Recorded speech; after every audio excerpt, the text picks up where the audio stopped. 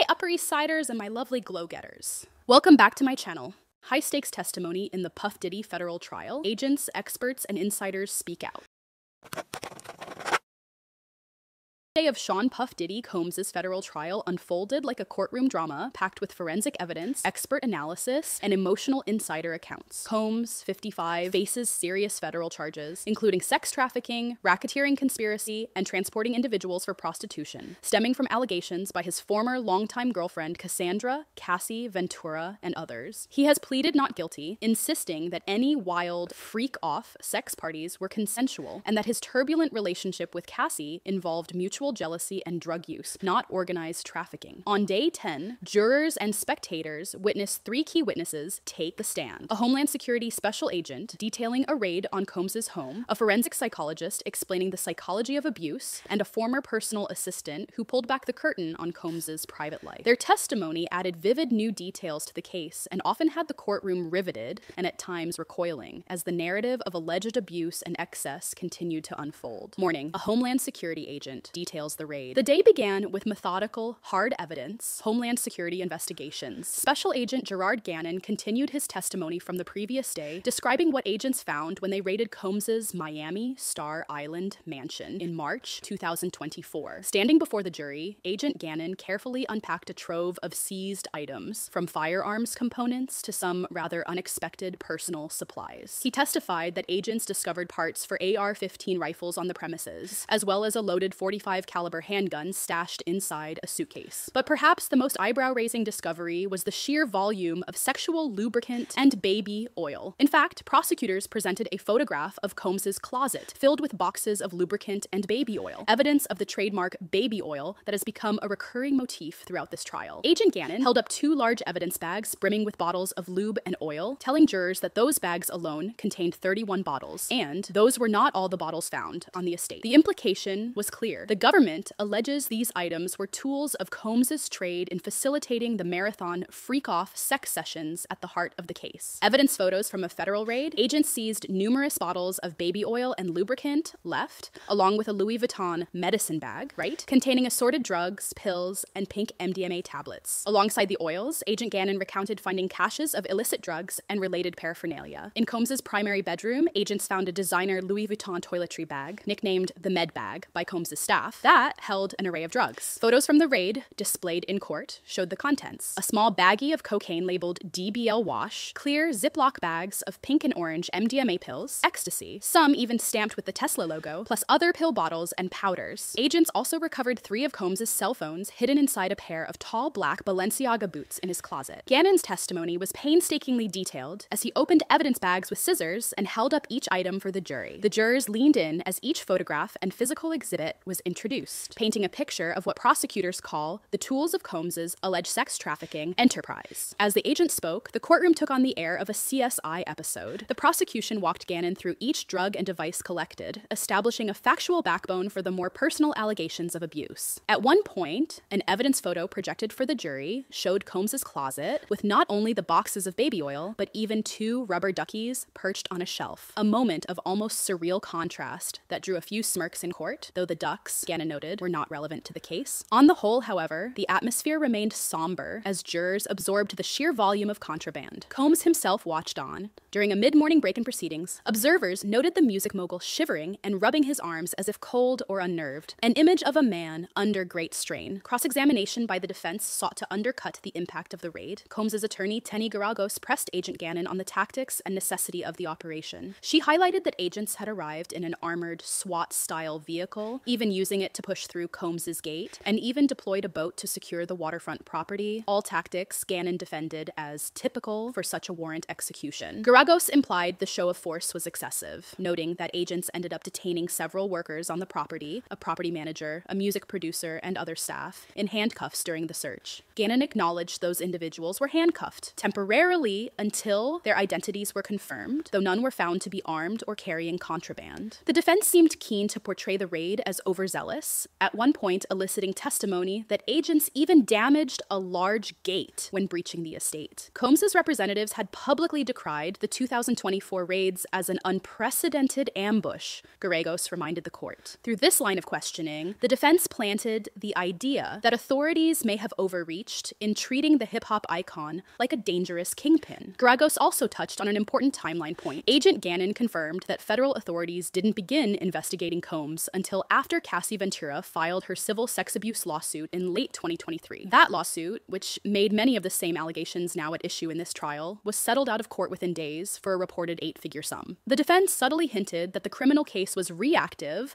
spurred by Cassie's claims and media attention rather than independent evidence. By highlighting this, Combs's team hopes jurors will wonder if the case exists only because of Cassie's accusation and a sensational raid rather than solid proof of an organized criminal enterprise. However, on redirect, the prosecutors had a chance to repair any dents. They reiterated the haul of weapons, drugs, and sex paraphernalia Gannon found, suggesting that no matter how the raid was conducted, the evidence speaks for itself. As the agents stepped down, jurors had seen with their own eyes the physical underpinnings of the government's case, images of guns, drugs, and baby oil likely to linger in their minds. Psychological expert explains abuse dynamics. With the forensic evidence presented, the prosecution next shifted gears to contextualize the human side of the alleged abuse. They called Dr. Don Hughes, a clinical and forensic psychologist specializing in interpersonal violence, as an expert witness. Dr. Hughes, dressed in a light-colored tan suit, had not evaluated Cassie or spoken to any witnesses in this case. She was what's known as a blind expert, brought in to speak generally about abuse victims' behaviors. Still, everyone in the courtroom understood that her testimony was tailored to help explain Cassie Ventura's experiences and actions over her 11-year relationship with Combs. Cassie had spent days on the stand earlier, tearfully detailing how Combs coerced her into drug-fueled orgies with male sex workers, freak-offs, physically beat her, and at one point allegedly raped her after she tried to leave him, yet also how she stayed with him for years and even maintained contact after their 2018 breakup. It was Dr. Hughes' job to unpack these contradictions for the jury, and she did so in a calm, methodical manner, almost like a professor giving a lecture on the complex psychology of abuse. Dr. Hughes testified that it is very common for victims to remain with an abusive partner, even in extreme circumstances. No victim wants to be abused, she emphasized, but they stay in the relationship because it's not just about hitting. It's about a lot of abusive behaviors that make a victim feel trapped. This introduced the concept of a trauma bond. She explained that abusive relationships often oscillate between intense lows and highs, episodes of violence followed by loving reconciliation, which can create a powerful psychological attachment. There's almost always love, Hughes noted, describing how genuine affection and hope coexist with fear. The victim may still deeply care for the abuser and desperately want the good parts of the relationship to continue. Hughes testified that the mix of terror and tenderness can entrap victims. They feel if they can endure the abuse, the loving persona of their partner will return, and leaving entirely might seem impossible due to psychological, financial, or even physical constraints. Hearing this, some jurors nodded subtly. It directly addressed the puzzling question of why someone like Cassie stayed for over a decade and even exchanged affectionate texts with Combs despite the alleged horrors. Hughes also spoke about how shame and secrecy play into abusive dynamics, especially regarding sexual abuse. Sexual violence, she said, is especially difficult and isolating for victims because it carries intense shame. If you can't talk about what's happening, you can't get help,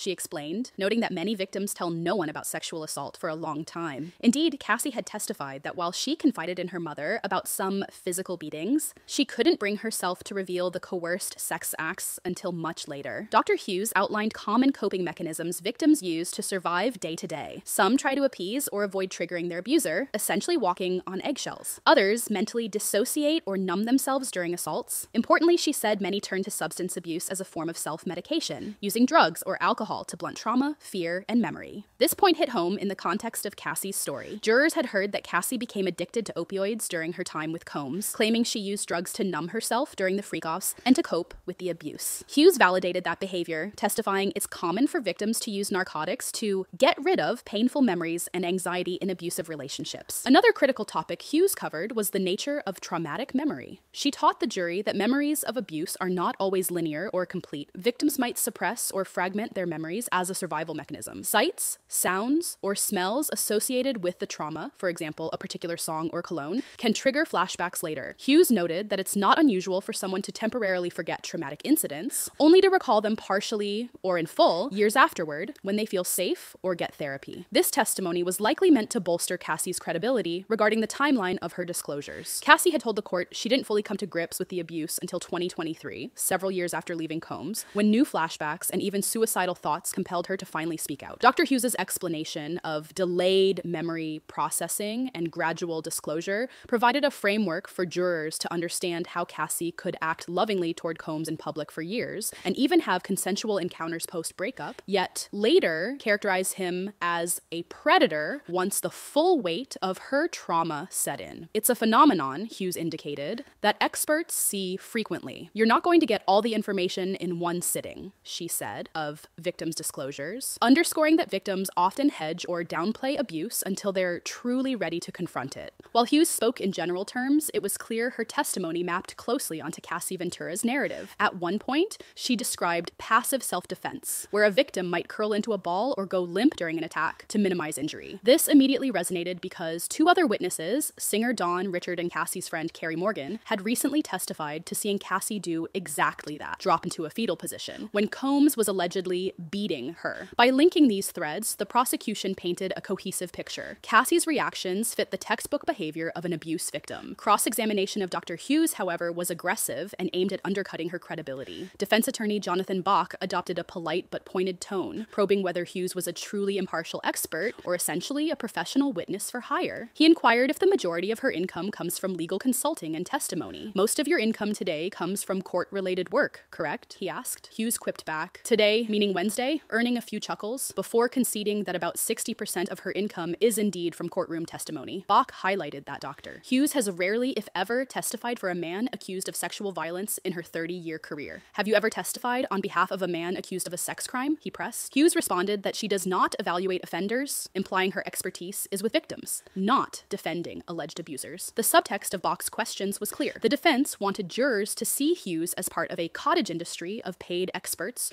who always side with accusers. At one point, Bach attempted to introduce a document from a 2015 presentation Hughes gave to victim advocates on how to be an effective expert witness, covering tips as mundane as how to dress for court and manage time. With experts, it's very dangerous because they come in with an aura of authority, Bach argued to the judge, suggesting Hughes might be more showmanship than substance. The judge ultimately did not allow the document itself into evidence, but did permit Bach to question Hughes about it. The jury heard Bach insinuate that Dr. Hughes and others essentially coach themselves to sound convincing in court. Hughes calmly parried, maintaining that her courtroom demeanor or attire has nothing to do with the scientific validity of her testimony. Bach's cross-exam also zeroed in on the limits of Hughes's knowledge in this specific case. He underscored that Hughes never reviewed any police reports, medical records, texts, or witness interviews from the Combs matter. You have not gathered detailed information about the specific facts of this case? He asked pointedly. I have not, Hughes admitted, explaining that wasn't her role. She was there to educate on general patterns. Bach characterized her testimony as just general background information, and Hughes corrected him gently. It's called general subject matter testimony. The distinction may have been semantic, but it allowed Hughes to emphasize that providing context is exactly what she was retained to do. In another subtle jab, Bach asked whether some people might have financial motives to claim victimhood. You mentioned victims might call the police or tell loved ones, he said, referencing her earlier testimony on disclosure. Do you think someone might also want to go to a lawyer, a plaintiff's lawyer, to make a little money? It was an obvious reference to Cassie's multi-million-dollar lawsuit. A few jurors glanced up at that question. Hughes, without missing a beat, replied, I would say they want to right a wrong. The clash encapsulated the defense strategy.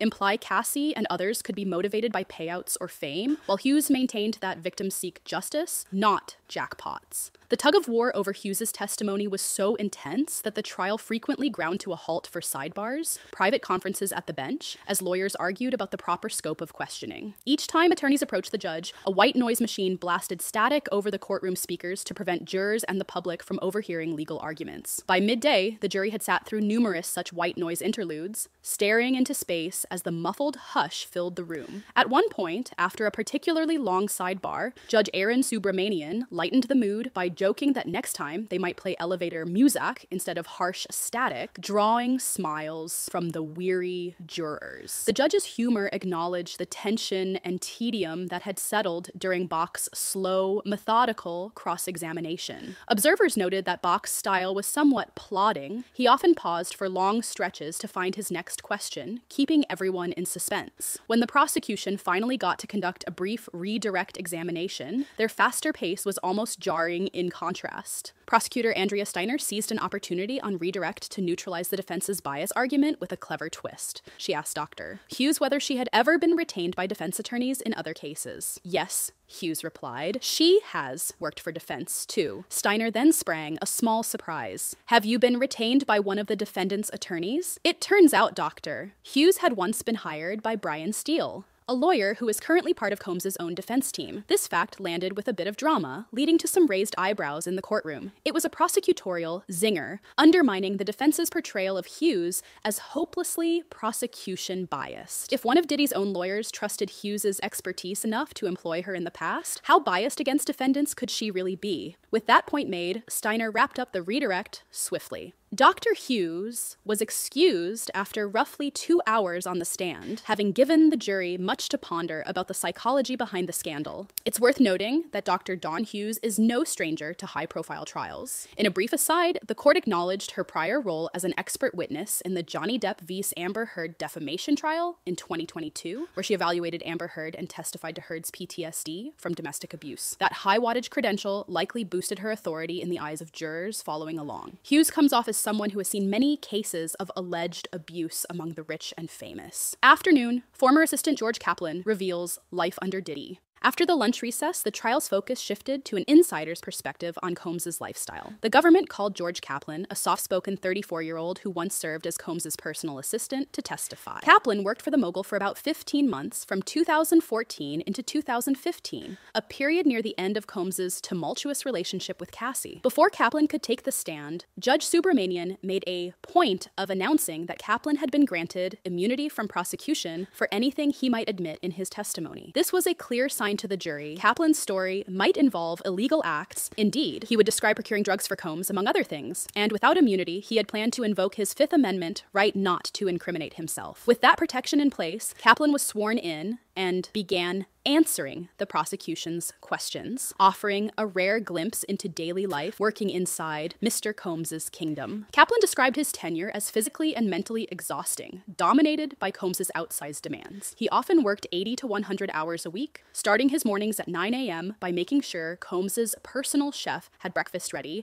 and ending his nights often in the wee hours, 2, 4, even 6 a.m., depending on his boss's needs. Even on good days, the pay was low, the days were long, Kaplan said, echoing a common sentiment among Combs's cadre of former assistants. He testified that complaining was futile. Staff joked darkly that, what rhymes with tired? Fired. Combs expected absolute attentiveness and perfection. In Kaplan's words, he was a fastidious boss who liked things just so. For example, each morning Kaplan had to ensure that all of Combs's toiletries and medications were laid out on the bathroom counter, available, facing forward, and ready for use. Labels out, just the way Combs liked. If anything was amiss, Combs would let him know. In fact, Kaplan recalled that Combs threatened to fire him roughly, maybe monthly, during his employment. The first such threat came only days into the job. Combs had sent him on an errand to buy a gallon of water in a BPA-free bottle. Kaplan, unable to find a full gallon size, returned with 2 half-gallon bottles, also BPA-free, a reasonable substitute in most people's eyes. Combs was livid. That was the first time Kaplan heard his job was on the line over a seemingly trivial misstep. Handling Combs's travel and party arrangements was a major part of Kaplan's duties. He testified that he was often tasked with setting up luxury hotel suites for Combs on short notice in various cities,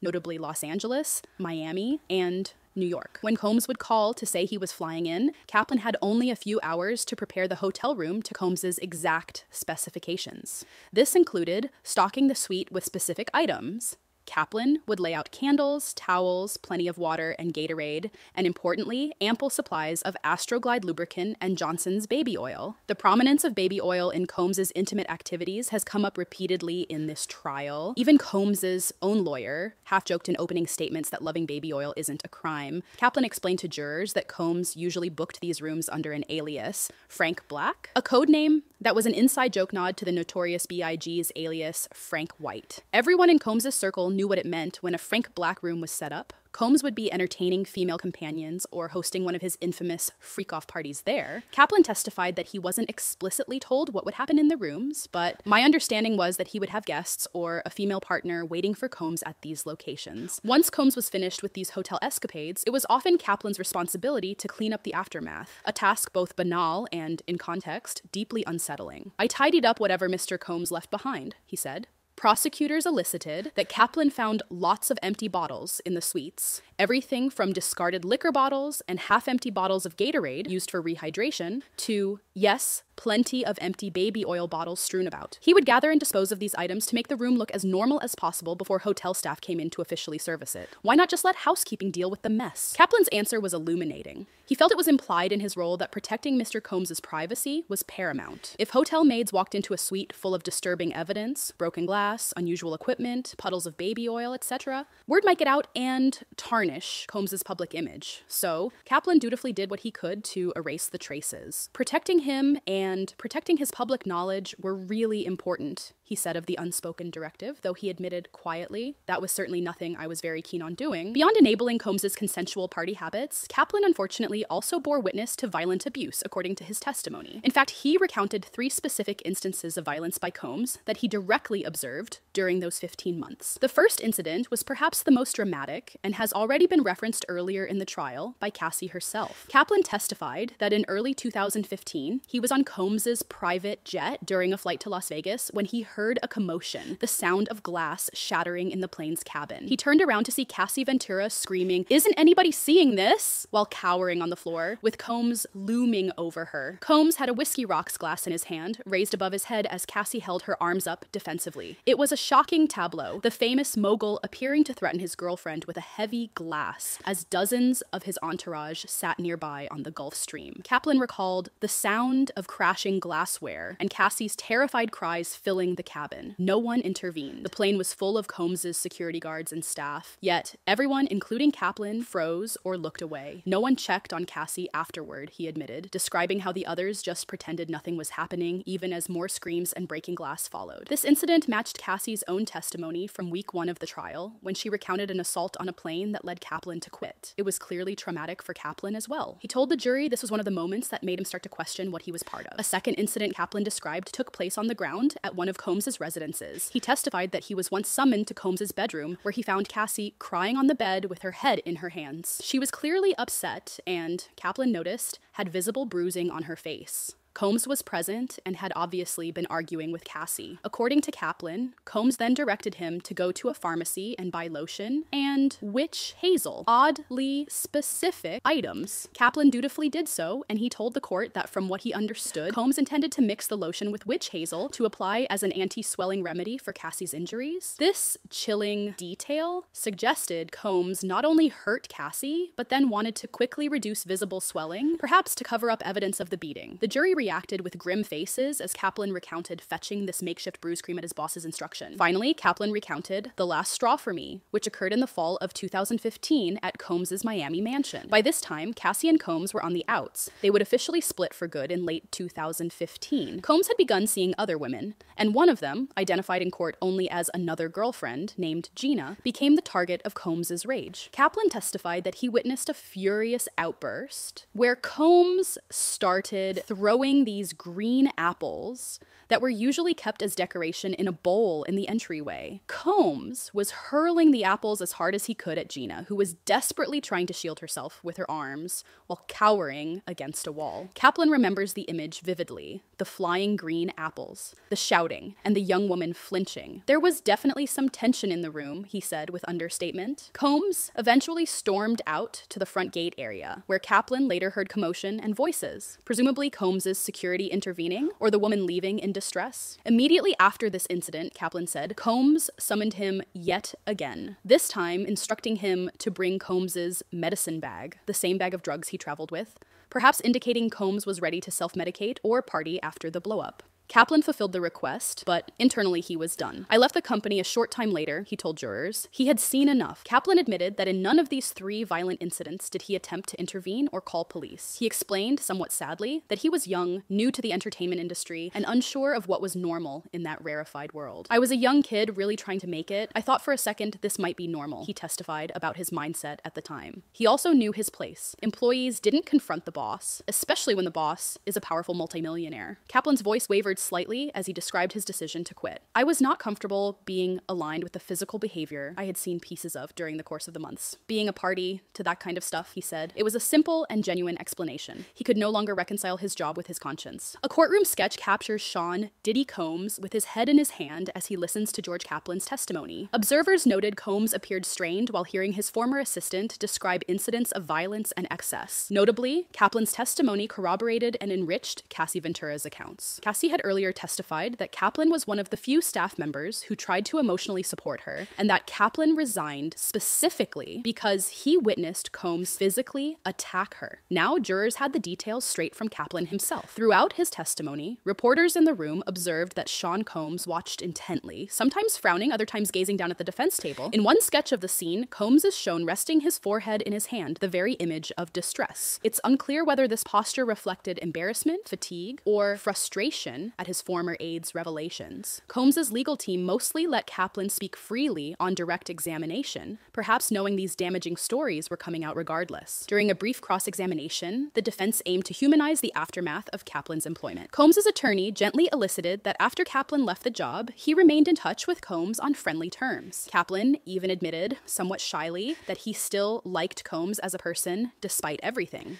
The defense may use this to argue that Combs wasn't an irredeemable monster in Kaplan's eyes. Why would Kaplan continue to associate with him if the situation had been as horrible as described? It's a point that landed softly, but it's one thread the defense could tug at. The complicated, often cordial relationships Combs maintained with many ex-employees and ex-friends, even those now testifying against him. Still, whatever lingering fondness Kaplan had for his former boss did not stop him from laying out the most damning parts of his experience. And given the consistency of his testimony with others, the jury is likely to give it significant weight. Courtroom reactions and what's next. Day 10's proceedings were a roller coaster of factual and emotional content, and the courtroom dynamics reflected that. Jurors were seen alternating between studiously taking notes during Agent Gannon's dry cataloging of evidence and reacting with shock or empathy during Kaplan's and Dr. Hughes's testimonies. The repeated mention of baby oil in both the morning's evidence and the assistant's anecdotes was not lost on anyone. It has practically become a dark running joke in this trial that every day something new is drowning in baby oil. Indeed, when prosecutors flashed the closet photo of Combs's obscene stockpile of lubricants, a few jurors exchanged astonished glances, perhaps marveling at the excess. Judge Aaron Subramanian continued his firm but fair management of the trial, intervening mainly to moderate the frequent legal debates at sidebar over the expert's testimony. His quip about replacing the white noise with music was a rare moment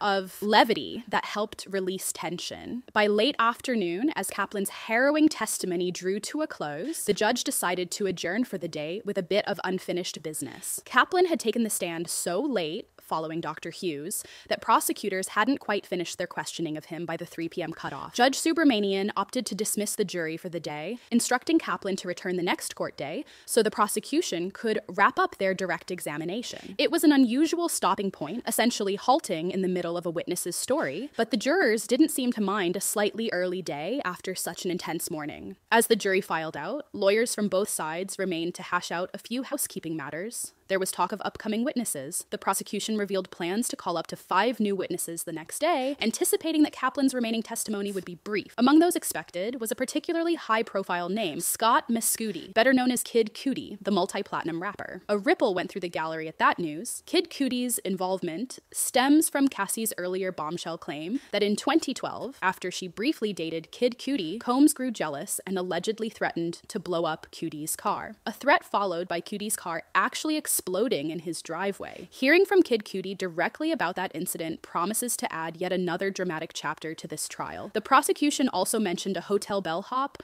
and others who would testify to various pieces of the puzzle. They even suggested that at the current pace, they were ahead of schedule in presenting their case, a subtle indication of confidence. As Combs was escorted out by U.S. Marshals, he exchanged a quick smile and nod with his 2 sons, Justin and Christian Combs, who had shown up in the courtroom for the first time that week to support their father. It was a poignant reminder that beyond the salacious headlines, real family members are watching this tragedy unfold. The young men, who had been regulars in the gallery the week prior, sat stoically through the day's testimony, even as they heard distressing claims about their father. Their presence and Combs's role as a father had briefly been a topic of legal debate that morning. The judge had barred any mention of Combs's late partner Kim Porter, the mother of several of his children, out of concern it could generate sympathy and distract the jury. Thus, the jurors saw Justin and Christian quietly take their seats without any context given about them. Still, their appearance could only help Combs's image, subtly signaling that he has family who loves him despite the allegations. Looking back on day 10, it's clear this was one of the most consequential days of the trial so far. The jury was given hard evidence of Combs's alleged crimes, the guns, drugs, and lurid supplies, a psychological framework to interpret the victim's behavior, why Cassie might have stayed in such a relationship, and how trauma affects memory, and an insider's corroboration of abuse, Kaplan confirming violent episodes, and how Combs's staff enabled his misconduct. Each piece reinforced the prosecution's narrative that Sean Diddy Combs ran his life like a kingdom, where his whims, whether sexual or violent, went unchecked and were facilitated by those around him. For a YouTube audience following this as a real-life legal drama, the significance of day cannot be overstated. We saw the prosecution methodically building a bridge between evidence and emotion, using the agent's factual findings and the experts' insights to bolster the very personal stories told by Cassie and others. We also saw the defense working diligently to poke holes and suggest alternative viewpoints. Maybe the raid was overblown. Maybe the expert is biased. Maybe the assistant still liked his boss. Hints that all is not black and white. The true impact of these strategies won't be known until deliberations, but in the court of public opinion, many will likely find Kaplan's and Dr. Hughes' contributions compelling. As the sun set on the courthouse, commentators noted that Sean Combs' trial, now entering its third week,